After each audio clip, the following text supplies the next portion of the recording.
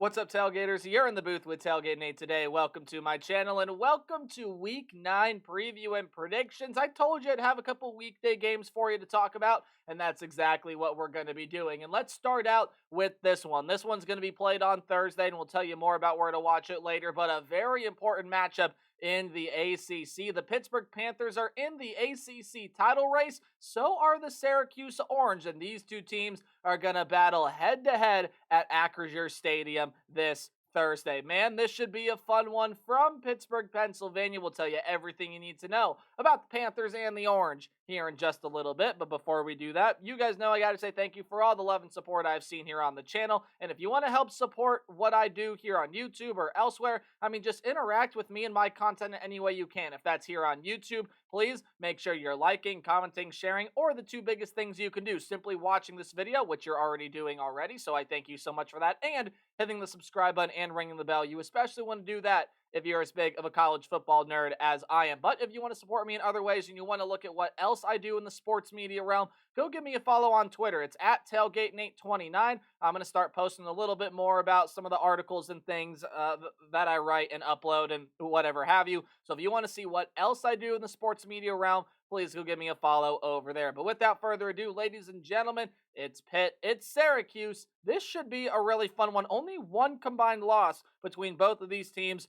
It was just Syracuse dropping a game at home that they probably shouldn't have lost against the Stanford Cardinal, but probably these two teams' biggest test for each other up to this point in the season. Hey, how do we do preview predictions around here on my channel? Well, we are going to go through some keys to the game when each team possesses the football. So we will first look at this Orange offense against the Panther defense, and then we'll flip it. We'll look at Pitt's offense against the Orange defense, and then, well, we'll go ahead and give you some final thoughts, how I think this game is going to play out, and then at the end of the video, of course, I'll be giving you a final prediction for who I think comes away with the win in Pittsburgh from Acrisure Stadium. This one, again, it should be really, really fun. A very important battle in the ACC, because don't get it twisted, both of these teams, I know a lot of people are saying, if you watch my weekly takeaway video, you know where I'm going with this, that Clemson and Miami are on a collision course. Well, don't count out either of these two teams. Don't count out SMU and some of the other teams within the ACC as well. But let's dive on into talking about this one first and foremost. First up, the Syracuse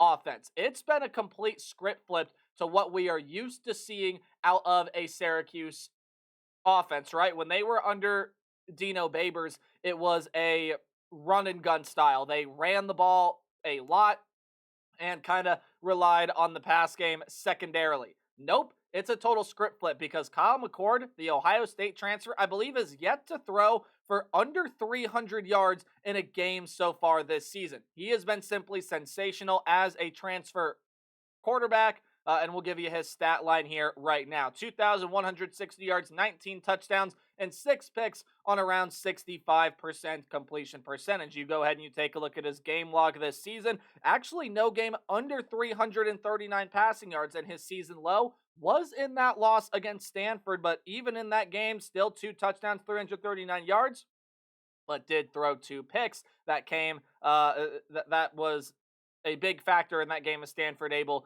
to win there. And you see all the turnovers that Syracuse has given away this season have been Kyle McCord picks. So you want Kyle McCord to limit those picks, but otherwise, you look at some of the weapons that Kyle McCord has had to utilize so far this season. Of course, he's going to have LaQuint Allen in the backfield, even though this is a run game that overall only averages 3.4 yards per carry. Kyle McCord, not a guy that's going to get out of the pocket and run a whole lot. He can if he has to, but he's not going to. He's a true pocket passing guy. LaQuint Allen has been a bright spot for the Syracuse run game, 449 yards and 4 touchdowns, but you especially look at the receiving totals, right? You got 5 guys with at least 3 receiving touchdowns on the season. Leading the way for that is been an outstanding senior wide receiver in Jackson Meeks. You also do have Trevor Pena, the tight end Oronde Gadsden, and then LaQuint Allen out of the backfield, as well as Umari Hatcher catching the football. You even go down the list one more, and you mention a name in Daryl Gill.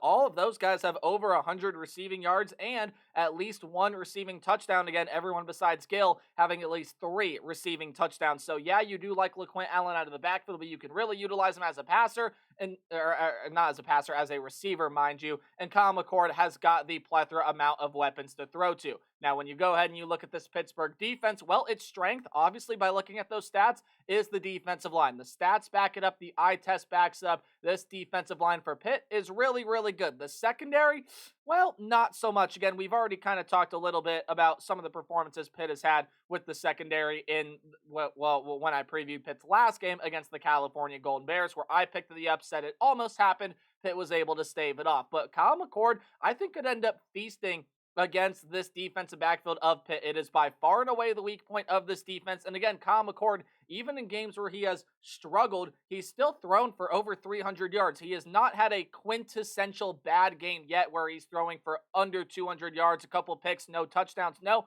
he's been really, really good for the Syracuse Orange so far this season. I think Kyle McCord's going to have himself a really, really big day. I do think that you're going to have to supplement the ground game and avoid any and all miscues, because this is an offensive front that is not the best in pass protection. And again, Kyle McCord cannot afford to be throwing interceptions and giving this Pitt offense some free drives, which we'll go and preview the Pitt offense here in just a little bit and tell you why that is. But I think the ground game has got to be working a little bit better than usual for the Syracuse Orange. I think a heavy dose of LaQuint Allen is probably going to end up needing to be the case here. I think he is a massive X factor in this game, because not only for his ability receiving out of the backfield, but his rushing ability as well. It's the Syracuse team that, as you see, averages barely over 100 rush yards per game. The Pitt defensive front does not give up a whole lot, but it has to be able to work here for the Orange does that ground game. Now, again, this Pitt's pass rush is among the best in the nation. It has got to be able to take over here against a Syracuse offensive front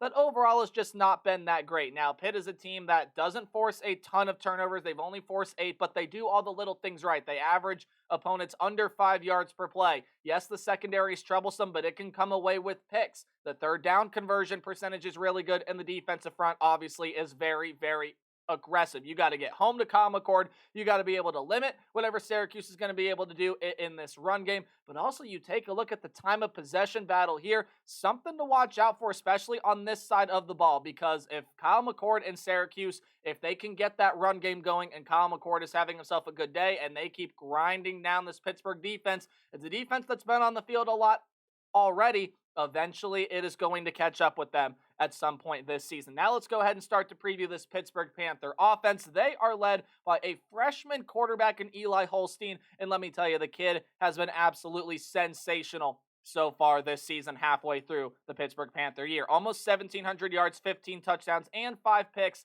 5 of the 6 turnovers Pitt has given away this year have been interceptions. So much like the conversation with Kyle McCord, the young Eli Holstein is going to look to cut back on those. But this is an offense that really can do both. They can throw the football, they can run the football, they can be dynamic in both ways. You take a look at the passing yards per game. I mean, again, Eli Holstein, or I say this pass game as a whole, averaging almost 300 yards per game. Holstein is averaging pretty close to that number, as his backup Nate Yarnell only has around 135 yards. But you go back and you look at that previous game against Cal, Holstein definitely did not have his best day at all. You look at some of the other totals that Eli Holstein has been able to put up so far this season: 381, 301, 302, 247. Lots of really good, solid numbers. You take a look at that, or I should say 333 there too. Again, his worst performance was against Youngstown State, but he didn't really have to be too spectacular there in that game. That Cal game, by far his worst performance. Only 50% completion percentage, a season low. Only 133 yards, a season low. No touchdowns and 2 interceptions, both a season low in touchdowns and a season high in picks on the year. So 2 of the 5 interceptions came against Cal. Told you not to count out Cal. They made that game competitive, but the Pitt defense made enough plays to help them win. Pitt's offense has got to be a lot better here, because yes, Cal's offense is good. You're going up against a much better offense and a much better quarterback in Kyle McCord on the other side of the line. So it is time for Holstein to bounce back. You even take a look at what Holstein can do rushing the football. He's got 266 rushing yards and 3 touchdowns so far this season. And I think that's going to have to be a big key here against the Syracuse defense, because much like Pitt, their defensive front, while it's not as good as Pitt's, at least proven that way so far this year.